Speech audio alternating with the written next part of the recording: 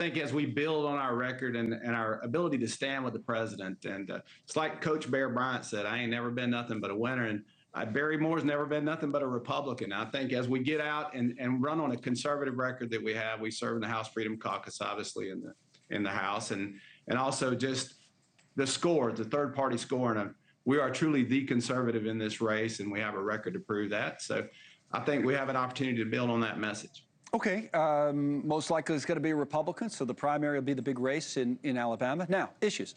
We were just talking, so I'll start with it. It's a big one this week, use of the military, or the National Guard in this case, in American cities. It's happening in D.C. The mayor, Muriel Bowser, was speaking earlier about this, the federal government's involvement in local law enforcement, and this is what she said. The men and women who are coming from federal law enforcement are being well used, and that if there's National Guard here, that they're being well used, and all in an effort to drive down crime. So how we got here, or what we think about the circumstances right now, we have more police, and we want to make sure we're using them. So she's got the executive orders that's going to try to work with the federal government, and that's it in D.C. What about, say, if this hypothetically comes up in your state down the road? How do you see the relationship between the federal government and local law enforcement when it comes to crime?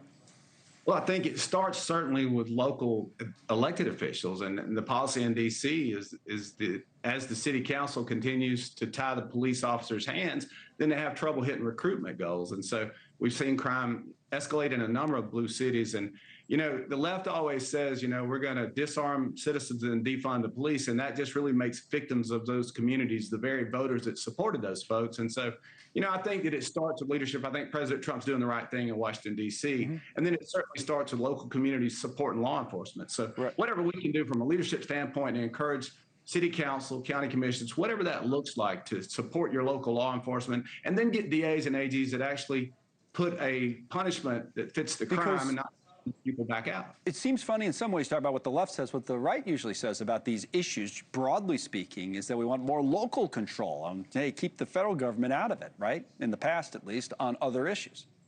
Yes, but in Washington, D.C., the federal government is actually in control. That is our area of purview, and I think the president's doing the right thing. It is the nation's capital, and people come from all over the world. Constituents come to visit, and when you can't walk down the street alone at night, or if you have a drive-by shooting where you think you're in a safe area, those are the sort of things that the nation's capital. So this is a D.C. issue. You don't want to see it expand to other states, as has been talked about a little?